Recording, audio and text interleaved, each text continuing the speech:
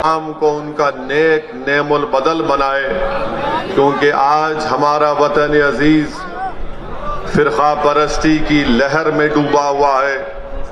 आज हमारा वतन अजीज नफरतों की फिजाओं में डूबा हुआ है।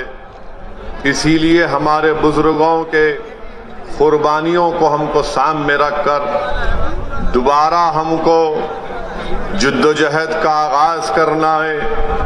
और जहां पर हमारे बुजुर्गों ने इस मुल्क को अंग्रेजों की गुलामी से आजाद करवाया, मैं आपसे अर्ज करने आया हूं कि आज मौजूदा दौर में हमको हमारे मुल्क में जो नफरतों की फिजाओं में इजाफा किया जा रहा है, जो भेदभाव किया जा रहा है, एक तरीके से हुकूमतें अक़लियतों को दबाने और कुचलने की बातें कर रही हैं। आज हमको दोबारा एक जद्दोजहद का आगाज करना पड़ेगा ताकि इस मुल्क को हम फिरका परस्ती के जहर से पाक कर सकें, ताकि हम इस मुल्क को मुसलमानों की नफरत से पाक कर सकें, ताकि हम इस मुल्क की जो यहाँ पर हमारे बुजुर्गों ने आज से 70, 75, 80 साल पहले हमारे बुजुर्गों ने नारा दिया था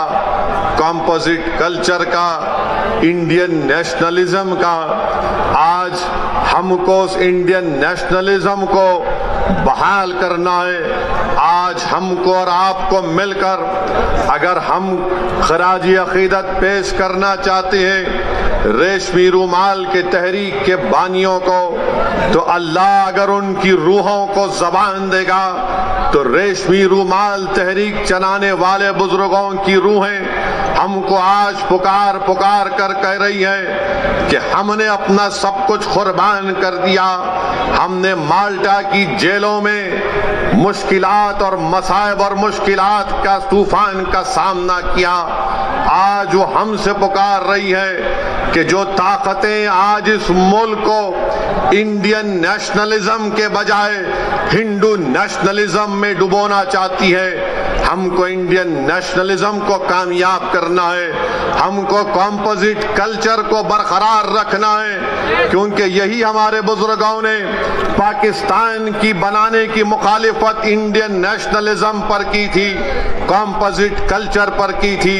मेरे अजीज दोस्तों और बुजुर्गों, मेरी आपसे एक ही गुजारिश है कि हमको इंडियन नेशनलिज्म को कामयाब करना है। नरेंद्र मोदी हिंदू नेशनलिज्म की बात करते हैं, हम इंडियन नेशनलिज्म की बात करते हैं। यहाँ पर मौजूद जो मोदी के चाहने वाले मीडिया के चमचे हैं, वो जरूर हमसे सवाल करेंगे कि असदुद्दीन ओवैसी, तुम ये बताओ कि मोदी ने कहाँ कहा था हिंदू नेशनलिज्म की बात। तो मैं उन मीडिया के, उन मोदी के भक्तों से कहना चाह रहा हूं कि आप नरेंद्र मोदी के राइटर्स का इंटरव्यू पढ़ लीजिए उठाकर, जहां पर नरेंद्र मोदी ने इस तरह की बात की थी। हम इंडियन नेशनलिज्म की बात कर रहे हैं, हम इस्लामिक या मुस्लिम नेशनलिज्म की ना कभी बात किए ना कभी करेंगे इंशाअल्लाह ताला। हम कंपोजिट कल्चर की कामयाबी के लिए हमारे बुजुर्गों ने काम किया। ये और बात है कि कांग्रेस पार्टी हो, समाजवादी हो, बहुजन समाज पार्टी हो या पुरानी लोकदल हो, इन्होंने इंडियन नेशनलिज्म को खत्म करने की बात की। मगर आज असदुद्दीन ओवैसी मजलिस-ए-इत्तेहादुल मुस्लिमीन के इस प्लेटफॉर्म से खड़े होकर आप तमाम गयूर लोगों के सामने इस बात को दोहरा रहा है और आपके सामने अहद ले रहा है कि हम इंडियन नेशनलिज्म की बरकरारी के लिए काम करते आए हैं और इंशाअल्लाह ताला उसके ऊपर काम करते रहेंगे। मेरी मेरी आपसे एक ही गुजारिश है कि आप मजलिस-ए-इत्तेहादुल मुस्लिमीन का साथ दीजिए। ये सहारनपुर की एक तारीखी सरजमीन है। यहाँ पर चप्पे चप्पे पर हमारे बुजुर्गों की कुर्बानियों की निशानियां हैं। यहाँ पर हमारे बुजुर्गों की मेहनत और जुस्तजू और उनकी मेहनत का रंग आज अब हम देख रहे हैं। मेरे अजीज दोस्तों और बुजुर्गों, इस मुल्क में जो नफरत की फिजाओं में इजाफा कर रहा है, इस मुल्क में जो मुसलमानों से उनकी तबाही और बर्बादी की जो बातें की जा रही हैं, हमको जमहूरी तरीके से उसका मौसर जवाब देना है। मुझे अफसोस इस बात का होता है कि जो लोग आज मुझे फिरका परस्त कहते हैं, जो मेरी पार्टी को फिरका परस्ती का इल्जाम हम पर लगाते हैं, हम इनसे एक ही सवाल करना चाहते हैं। बताओ, उत्तराखंड के हरिद्वार में जो धर्म संसद के नाम पर जो मुसलमानों के खिलाफ बातें की गई, इस पर आप अपनी खामोशी कब तोड़ेंगे? उत्तराखंड में बीजेपी की सरकार है। बताओ अमित शाह, तुम निजाम की बात करते हो, उत्तराखंड में तो आपका निजाम है। आपके निजाम के तहत वहां पर धर्म संसद होता है। पूरी बीजेपी की सरपरस्ती में उत्तराखंड हरिद्वार में धर्म संसद होता है। नरेंद्र मोदी के आशीर्वाद से, अमित शाह की ताईद से और योगी की पूरी भरपूर हिमायत से उत्तराखंड में धर्म संसद में इस बात का ऐलान किया जाता है कि जिस तरह म्यांमार में रोहिंग्या मुसलमानों को उनको मुल्क से निकाल दिया गया, उसी तरह भारत के मुसलमानों का हशर करने की बातें की जाती हैं। कहा जाता है कि 20 लाख मुसलमानों का कत्ल कर दिया जाए, मगर आपको जानकर हैरत नहीं होगी, आपको ताज्जुब भी नहीं होगा कि जब मुसलमानों को कत्ल-ए-आम की दावत दी जाती है, मुसलमानों को बर्बाद करने की बातें की जाती हैं, तो किसी एक को भी उत्तराखंड की हुकूमत ऐसी बुज़दिल और मुखन्निस हुकूमत है कि इन धर्म संसद में इस तरह की नफरत की बातें करने वालों के खिलाफ एक को भी गिरफ्तार नहीं किया जाता। और जो जहर उगल रहे थे वो उल्टा पुलिस के पास जाकर कुरान करीम, अल्लाह के कलाम के ताल्लुक से एफआईआर दर्ज करते हैं और इंस्पेक्टर साहब के सामने हंसते हुए, मुस्कुराते हुए बात कर रहे हैं। ये भारत है जिसको आपको समझना है। ये वो भारत नहीं है जिसको हमारे बुजुर्गों ने अंग्रेजों से आजाद करवाया था। ये जो मौजूदा भारत है, ये वो भारत नहीं है जिसको सन 57 की जंग आजादी में हमारे बुजुर्गों ने अपने खून से सरजमीन को लाल किया था। अगर हमने इस मुल्क को आजाद किया, इसमें बढ़ चढ़कर हिस्सा लिया, हमने काला पानी की सजा काटी, हमने सावरकर की तरह अंग्रेजों से अपनी जान की भीख नहीं मांगी, तो आज हमारे वतन में हमको धमकियां दी जाती हैं कि तुम्हारा कत्ल-ए-आम किया जाएगा, तुमको रोहिंग्या मुसलमानों की तरह तुम्हारा हाल कर दिया जाएगा। अरे कौन सी जमहूरियत की तुम बात कर रहे हो? कौन से संविधान की मोहब्बत में तुम काम कर रहे हो कि एक को भी गिरफ्तार नहीं करते? एक को भी गिरफ्तार नहीं करते। बताओ नरेंद्र मोदी, बताओ अमित शाह, बताओ उत्तराखंड की बीजेपी की सरकार, आज तुम्हारी नाक के नीचे खड़े होकर भारत की सबसे बड़ी अक़लियत मुसलमानों से इस तरह की धमकियां दी जा रही हैं और कोई हुकूमत कोई बात नहीं करती। सबसे पहले अगर उत्तराखंड में किसी ने इन जालिमों के खिलाफ अगर कंप्लेन दी तो उसका नाम नैयर काज़मी मजलिस-ए-इत्तेहादुल मुस्लिमीन के सदर थे। उन्होंने जाकर पुलिस स्टेशन में कंप्लेन दर्ज कराई। अब नैयर काज़मी मुझसे कह रहे थे कि उत्तराखंड में जगह जगह पर उसके खिलाफ एहतजाज हो रहा है, तो उत्तराखंड की बीजेपी की सरकार नैयर काज़मी के पास अपने लोगों को भिजाकर कहती है कि नैयर काज़मी, अगर तुम एहतजाज को बंद नहीं करोगे तो हम तुमको जेल में डाल देंगे। मैं उत्तराखंड की सरकार से कहना चाह रहा हूं, जेल में डालना है डाल दो, मगर याद रखो तुम हक की आवाज को दबा नहीं सकोगे। अगर आज नैयर काज़मी ने कंप्लेन दी तो भारत के संविधान को बचाने के लिए कंप्लेन दी। अगर आज मजलिस आवाज उठा रही है उत्तराखंड के धर्म संसद में जो जहर अफशानी की गई इसलिए कि भारत को बचाना है, ये भारत जो हमारा देश है, हमारा वतन अजीज है, इस भारत का कोई मजहब नहीं है। ये भारत ना हिंदुओं का है, ना मुसलमानों का है, ना ईसाइयों का है, ना सिखों का है। ये भारत किसी का भी नहीं है, ये भारत सबका है, चाहे वो खुदा को मानता हो या ना मानता हो। ये भारत की खूबसूरती है। बीजेपी इसको सिर्फ एक मजहब से जोड़कर ये बताना चाहती है कि ये मुल्क सिर्फ एक मजहब का है या एक आरएसएस की आइडियोलॉजी के मानने वालों का है। आरएसएस वालों, तुम क्या एक मिसाल पेश कर सकते हो कि मुल्क की जंग आजादी में तुम्हारे कौन से लोगों ने अंग्रेजों के खिलाफ आजादी में हिस्सा लिया? क्या तुम्हारे किसी एक लीडर का तुम नाम बता दो। अरे तुम तो अंग्रेजों से मिले हुए थे। तुम्हारे उस वक्त के सरसंघचालक ने कहा था, तुम्हारे उस वक्त के सरसंघचालक ने कहा था कि आजादी की लड़ाई में हिस्सा मत लो। नाम लो मैं उनका। मेरे अजीज दोस्तों और बुजुर्गों, आज आरएसएस भारत के मुसलमानों को देशभक्ति सिखा रही है। जब जरूरत थी अंग्रेजों के खिलाफ लड़ने की तो आप तो खामोश बैठे हुए थे। जब जरूरत थी जेल को जाने की तो आप अपने घर में बैठे हुए थे।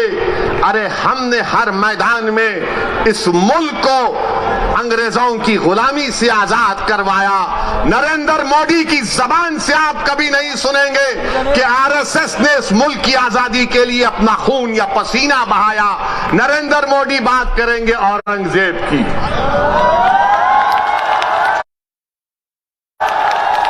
नरेंद्र मोदी बात करेंगे शिवाजी की।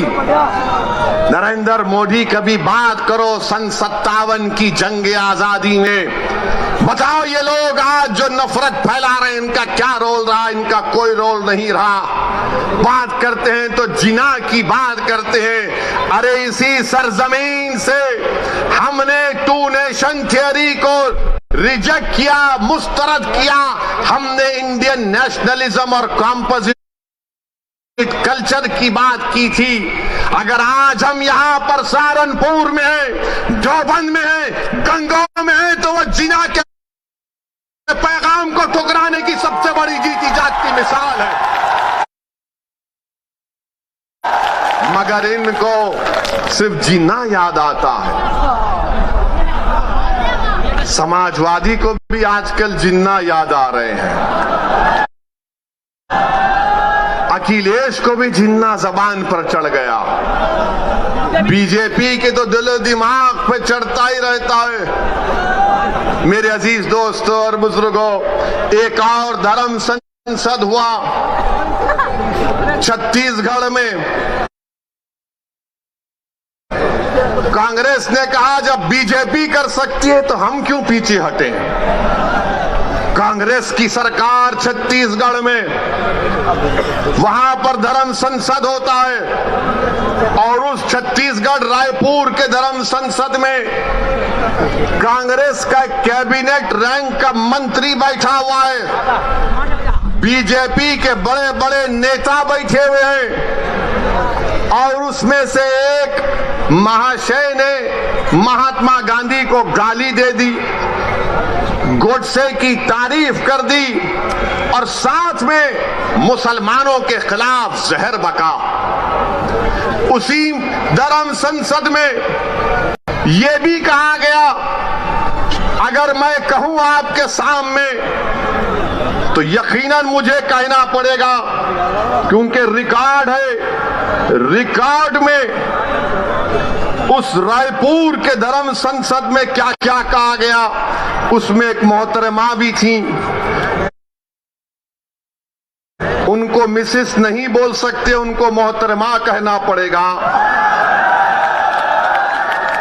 मैडम ने कहा, भाई जोर नहीं दे रहे यार। मैडम ने कहा कि मैडम ने कहा कि धर्म संसद इसीलिए हम कर रहे हैं क्योंकि बच्चियां 18 साल की उम्र में दूसरी जात के लोगों के साथ भाग जाती है। मैडम आपको कैसे मालूम भाग जाती है? और फिर मैडम ने कहा कि धर्म संसद इसलिए कर रहे हैं, हमारे दलित भाइयों से कह रहा हूं, हमारे पिछड़े समाज के हमारे हिंदू भाइयों से कह रहा हूं, वो कह रही हैं कि इस मुल्क में रिजर्वेशन को खत्म कर देना चाहिए। ये मैडम ने कहा। एक ने कहा अगर इंसानियत को बचाना है, ये रामदास इनका नाम है, बच जाइए। रामदास ने कहा कि अगर इंसानियत को बचाना है तो मुसलमानों को खत्म कर दो। अगर वो बात असदुद्दीन ओवैसी आज उसका 5% भी कहता तो जितने मंच पर लोग बैठे 2 घंटे में पूरे थानेदार हमको लेके चले जाते, अपना दामाद बना लेते जेल में। रामदास कह रहे हैं कि इंसानियत को बचाना है तो मुसलमानों को खत्म कर दो। और एक मोहतरम कह रहे हैं कि हमको हिंदू राष्ट्र बनाना है। ये कांग्रेस की सरकार है, कांग्रेस बीजेपी दोनों बैठे हुए, मगर केस किस पर बुक हुआ? वो आदमी पर बुक हुआ जिसने गांधी को गाली दी थी। क्या गांधी भारत के मुसलमानों से बड़ा है? मेरा मानना यह है कि गांधी भी बराबर है, भारत का हर नागरिक बराबर है। अगर गांधी को गाली दी गई और मुसलमान को गाली दी गई तो दोनों पर केस बुक होना चाहिए। मगर अब कल शाम से देखेंगे हमारे मीडिया के दोस्त, जिनके चहीते हम सुसरे हैं, इनके पप्पा मोदी हैं, वो चलाएंगे ओवैसी ने गांधी को बोल दिया।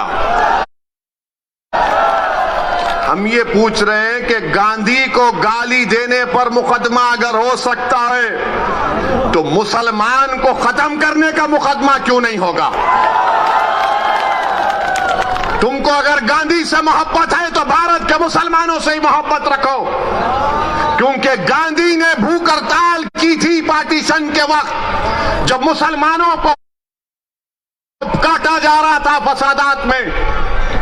एक दिन नहीं, 2 दिन नहीं, गांधी ने कई दिन भूख हड़ताल की और इस शर्त पर अपनी भूख हड़ताल को गांधी ने खत्म किया था कि मुसलमानों की जान और माल की हिफाजत करनी चाहिए। कुतुबुद्दीन बख्तियार काकी के आस्थाने को जला दिया गया था, गांधी ने कहा कि उसको बनाना पड़ेगा तो मैं भूख हड़ताल खत्म करूंगा। अरे गांधी से मोहब्बत है तो मुसलमानों से नफरत क्यों है? तुमको बताओ हमको। मेरे अजीज दोस्तों और बुजुर्गों, ये बात को आपके सामने इसलिए बयान कर रहा हूं ताकि ये जो रात अंधेरी है, मैं पिछले 5 साल से कह रहा हूं, मेरी तकारीर उठा कर देख लो कि अंधेरी रात लंबी रहने वाली है। ये अंधेरी रात लंबी रहने वाली है, याद रखो मेरी इस बात को। हाँ, इस अंधेरी रात में सेकुलर जहन रखने वाले हमारे हिंदू भाई आज भी हैं, जो अंधेरी रात में जुगनू की तरह चमक कर कुछ उम्मीद की शमा जलाए बैठे हैं। मगर याद रखो ये अंधेरी रात है जो नफरत फैला रहे हैं, ये भारत के दुश्मन है जो मुसलमानों को खत्म करने की बात कर रहे हैं। ये भारत के दुश्मन है, ये भारत के संविधान के दुश्मन है, ये अंबेडकर के दुश्मन है, ये गांधी के दुश्मन है, ये मौलाना अबुल कलाम आजाद के दुश्मन है, ये मुजाहिदीन आजादी के दुश्मन है। मेरे अजीज दोस्तों और बुजुर्गों, अभी जनाब शौकत अली साहब ने जिक्र किया अपनी तकरीर में कि किसी ने कहा कि असदुद्दीन ओवैसी की गर्दन को काट देंगे। मेरी गर्दन की फिक्र मत करो, मेरी गर्दन की फिक्र मत करो। मैंने तो अशहदु अल्ला इलाहा इल्लल्लाह व अशहदु अन्ना मुहम्मद रसूलुल्लाह कहकर अपनी जान को अपने रब के हवाले कर चुका हूं। जन्नत के एवज में इंशाअल्लाह ताला अपनी जान को अपने रब के हवाले कर चुका हूं। वो मुझे खून के लुथड़े से जब बनाया है, जब वक्त आएगा चले जाएंगे। कोई नहीं टिकेगा इस दुनिया में, कोई नहीं टिकेगा। बड़े बड़े वजीर आजम आए, सबको जाना पड़ा। कितने प्रधानमंत्री आए, सबको जाना पड़ा। मैं भी जाऊंगा। तुम अपनी फिक्र करो,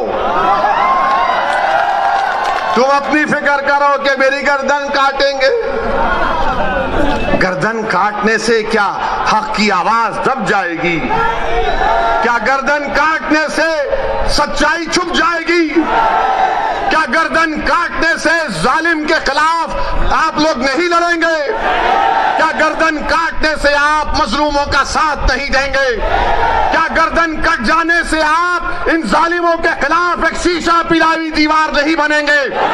आपको बनना है। और मैं इन लोगों से कह रहा हूं कि ये जान से मारने की धमकी मुझे मत दो। मैं जब 12 साल की उम्र का था, जब से अपने घर के सामने ये संघ परिवार के लोग हमारे घर के पास आकर नारे लगाते थे। मेरे छोटे भाई अकबर भी इसको जानते हैं, जिस पर हमारे घर के सामने आते थे और नारा लगाते थे कि मुसलमान खबरस्तान या पाकिस्तान। 15-20 लोग आते थे, हमारे एक ताया थे, वो जब भागते थे तो पूरी अपनी चप्पलें छोड़कर भाग जाते थे। मेरी गर्दन की अहमियत मत करो, भारत की फिक्र करो। भारत असदुद्दीन ओवैसी से बड़ा है। भारत का कंपोजिट कल्चर हमारा कीमती खजाना है, इसकी हिफाजत करो। ये जो धर्म संसद में मुसलमानों के खिलाफ नरसिम्हार की जो बात कर रहे हैं, उनके खिलाफ तो कोई बोलो अमित शाह तुम देश के होम मिनिस्टर हो, बोलो नरेंद्र मोदी तुम देश के प्रधानमंत्री हो। तुम क्या मुसलमानों के प्रधानमंत्री नहीं हो? बताओ नरेंद्र मोदी, बताओ अमित शाह, क्या तुम होम मिनिस्टर नहीं हो मुसलमानों के? बताओ कांग्रेसियों, क्या तुम मुसलमानों की हिफाजत का जिम्मा नहीं लिए संविधान के तहत? कोई नहीं बोलेगा। मगर जब इलेक्शन आएगा उत्तर प्रदेश का, तो एक मुसलमान से डर दिखाएगा, एक बीजेपी का डर दिखाकर मुसलमानों को बेवकूफ बनाकर वोट हासिल करेंगे। मेरे अजीज दोस्तों और बुजुर्गों, मेरी आपसे गुजारिश है कि आज मजलिस हिस्सेदारी की बात कर रही है। मजलिस उत्तर प्रदेश की सियासत में 19% मुसलमानों की हिस्सेदारी की बात कर रही है।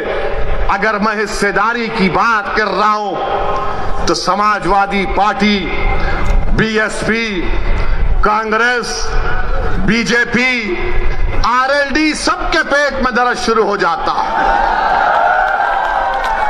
क्यों दर्द शुरू होता है?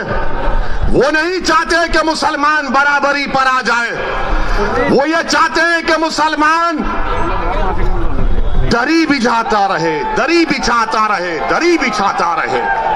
वो ये चाहते हैं कि मुसलमान दरी बिछाता रहे, उसको बेशर्म किया जाए, मगर उसके मुकद्दर में दरी बिछाना है। मैं तुमसे कह रहा हूं कि दरी अब तुम नहीं बिछाओगे, तुम कुर्सी पर बैठोगे और राज भी करोगे इंशाअल्लाह ताला। तुम अपने मुकद्दर के फैसले आप कर सकते हैं। बरसों आपने समझा कि नहीं कांग्रेस का साथ देंगे, कांग्रेस हमारे मुकद्दर के अच्छे फैसले करेगी। कांग्रेस ने क्या दिया हमको? शहादत बाबरी मस्जिद, हाशिमपुरा, मलियाना दिया। तो कभी हमने समाजवादी का साथ दिया, कहा कि मौलाना मुलायम है, मगर मौलाना तो नहीं निकले, अपने यादव परिवार को आगे बढ़ा दिया। तो कभी आपने कहा कि चलो इनके बेटे का साथ देते हैं, तो हमको क्या मिला? मुजफ्फरनगर मिला। फिर आपने बीएसपी का साथ दिया, कौन सा हिस्सा मिला आपको? कौन सा हिस्सा मिला आपको? सबसे ज्यादा जेल में आज उत्तर प्रदेश में अगर अंडर ट्रायल कोई है तो मुसलमान है 28%। सबसे ज्यादा कम ग्रेजुएट है तो मुसलमान है 2%। सबसे ज्यादा प्राइमरी स्कूल में कम पढ़ने वाले बच्चे हैं तो मुसलमान है। बताओ ये कब खत्म होगा? यही चीजें जब हम पढ़ते हैं तो मेरी जबान में तेजाबगी पैदा हो जाती है। मेरे अजीज दोस्तों और बुजुर्गों, याद रखो मेरी इस बात को, कामयाबी लिखना ये अल्लाह का काम है, तुम्हारे हाथ में नहीं है। अल्लाह अगर कामयाब करना चाहा तो अल्लाह आपके दिलों में मोहब्बत को डालेगा। मगर मेरी इस बात को याद रख लो, अगर नाइंसाफी का आप खात्मा करना चाहते हैं, मैं सहारनपुर की इस मुबारक और तारीखी सरजमीन में खड़े होकर आपसे हाथ जोड़कर अपील कर रहा हूं कि तुमने 60 साल कांग्रेस का, आरएलडी का, समाजवादी का, बीएसपी का साथ दिया। एक मर्तबा अपनी क़यादत को बनाओ, अपनी पार्टी को मजबूत करो, अपनी नेता को बनाओ जो तुम्हारे इशारे पर उठेगा, जिसकी दिलों में तुम्हारी मोहब्बत होगी, जिसकी जबान पर सपा, बीएसपी, कांग्रेस का डर नहीं होगा, उसकी जबान पर तुम्हारे इंसाफ के मुतालबे रहेंगे। वो तब होगा जब आप अपने वोट से मजलिस के उम्मीदवारों को कामयाब करेंगे और लखनऊ में उत्तर प्रदेश की विधानसभा को भिजाएंगे।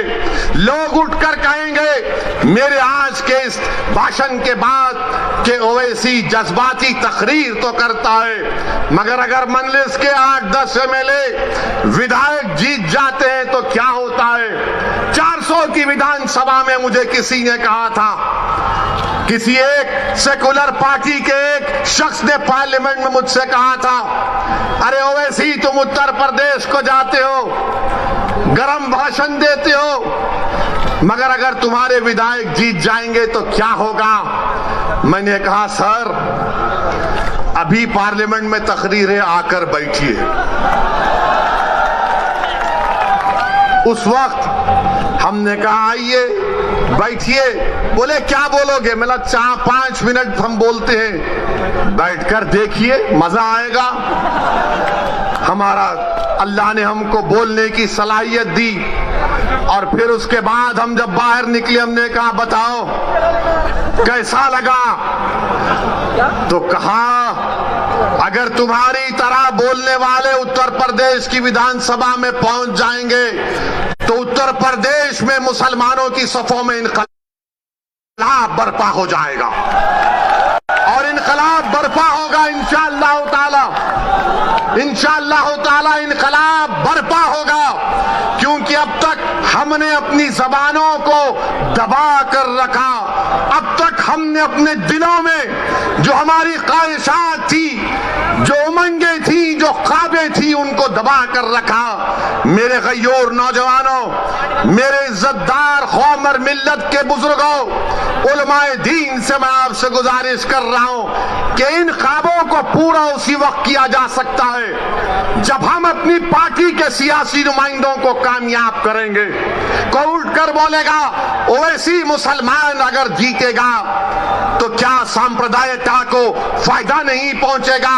मैं कहूंगा कि फिरका परस्ती खत्म होगी, फिरका फिरका परस्ती खत्म होगी अगर मुसलमानों के नुमाइंदे कामयाब होंगे।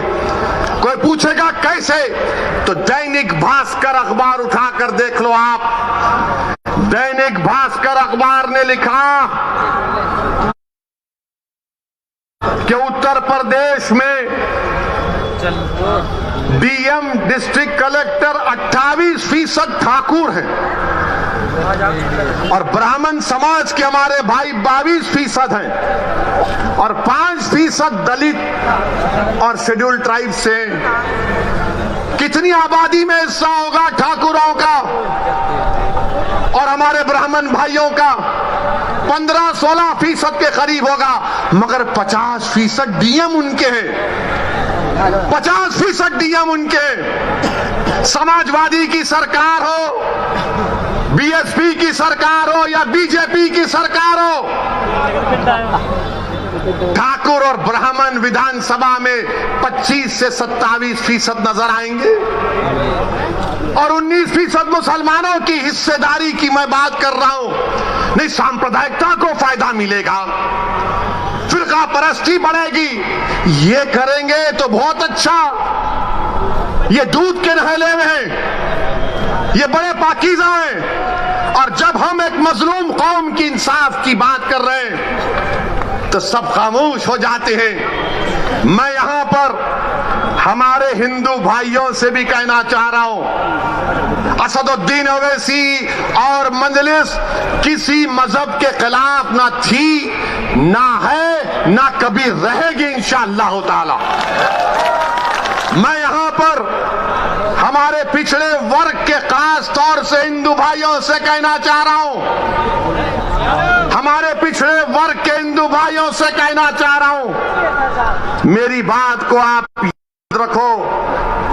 आपको ठगा गया हिंदू एकता के नाम पर। पिछड़े वर्ग के हिंदू भाइयों से कहना चाह रहा हूं, मेरी बहनों से कहना चाह रहा हूं, आपको ठगा गया हिंदू एकता के नाम पर और आपको क्या मिला? ठाकुरवाद आपको मिला। आपको ठाकुरवाद मिला। जिस तरह उत्तर प्रदेश के मुसलमानों को सेकुलरिज्म के नाम पर, समाजवादी के नाम पर वोट लिया गया, तो हमको क्या मिला? हमको यादववाद मिला, आपको ठाकुरवाद मिला। आओ मेरे पिछड़े वर्ग के हिंदू भाइयों, मैं तुम्हारे साथ काम करने के लिए तैयार हूं। मैं तुम्हारे साथ ठहर कर तुम्हारी लड़ाई लड़ने के लिए तैयार हूं। मैं हमारे दलित भाइयों से कह रहा हूं, मैं हमारे दलित भाइयों से कह रहा हूं, अगर आपको यह शिकायत है कि बीएसपी आपकी बात नहीं कर रही है, तो असदुद्दीन ओवैसी तुम्हारी बात करने तैयार है, तुम्हारे खिलाफ इंसाफ का मुतालबा करने के लिए तैयार है। और मेरे अजीज दोस्तों और बुजुर्गों, आप यहीं पर फिर ये लोग आके बोलते ओवैसी की तकरीर से हिंदू और मुसलमानों में नफरत की दीवार बढ़ गई। कौन सी मेरा जुमला है तकरीर का, निकाल के बताओ। कानपुर की मेरी एक तकरीर को 45 मिनट की तकरीर में 45 सेकंड निकाले ये आरएसएस के जाहिल लोग। बिल्कुल थम्स अप है। इनको सिर्फ 90 साल तक चड्डी पहन के लग फिराए थे, तो अचानक ख्याल आया यार 90 साल उम्र हो गई, पैंट तो पहन ले। तो पैंट पहना, तो क्या हमने क्या कहा था कानपुर में? एक 80 साल के मुसलमान को वहां की मुकामी पुलिस ने, और देने वाला एक दलित पुलिस का ऑफिसर था, जिसने कागज पर लिखकर कहा कि बोलो वैसी तुम्हारे समाज से इस तरह का सलूक किया गया था। मैं अपने उस दलित ऑफिसर को सलाम करता हूं। उसने कहा कि 80 साल के मुसलमान की पुलिस ने दाढ़ी लोची, उसको पीटा और उस पर पेशाब किया, तो मैं बोला उसके खिलाफ। तो आरएसएस ने यह कह दिया कि ओवैसी ने हिंदुओं के खिलाफ कहा।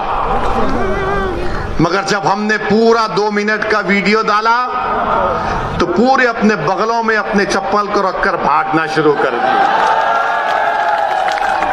और अभी हम सुने कि बड़ा विकास उत्तर प्रदेश में हुआ। बाबा थकते नहीं हैं, मोदी थकते नहीं हैं, अमित शाह थकते नहीं हैं। हम बाबा से, योगी से, मोदी से पूछना चाहते हैं, 29 दिसंबर को सहारनपुर में आंख के कैटरैक्ट का ऑपरेशन हुआ था,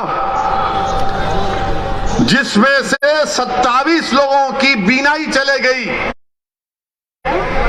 बताओ योगी आदित्यनाथ, ये आपकी सरकार में आंख का ऑपरेशन हुआ कैटरैक्ट का, सबकी बीनाई चले गई 27 लोगों की। तो अमित शाह बोलेंगे निजाम, एन से नसीमुद्दीन कह दिया,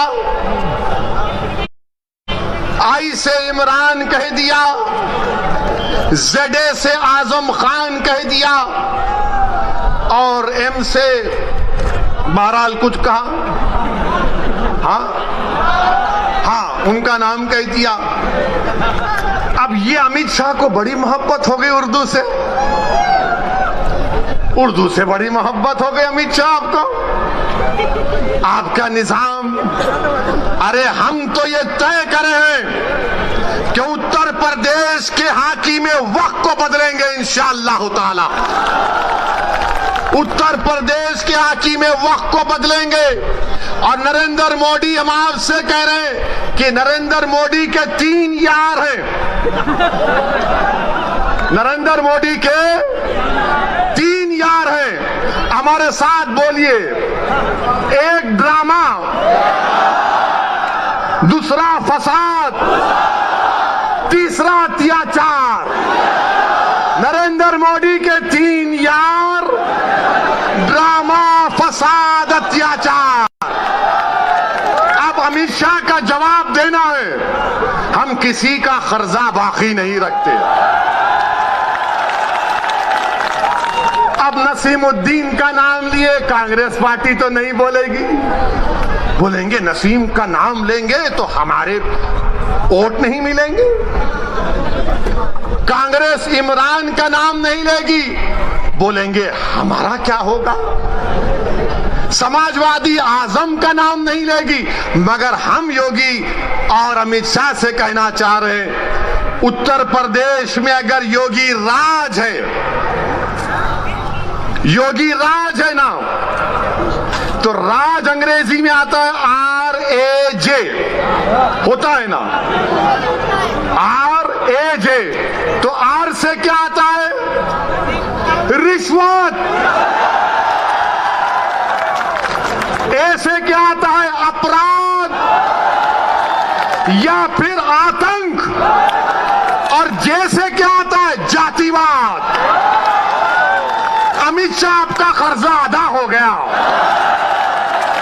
योगी राज में R से रिश्वत, A से अपराध, J से जातिवाद। अब बताओ, अब आप दूसरा बोलो, फिर इसका जवाब मिलेगा। समाजवादी के अखिलेश नहीं बोलेंगे, अखिलेश बोलेंगे हमने रोड बनाए। कुछ हुआ तो अखिलेश बोलेंगे मैं तो उसका उद्घाटन कर चुका था।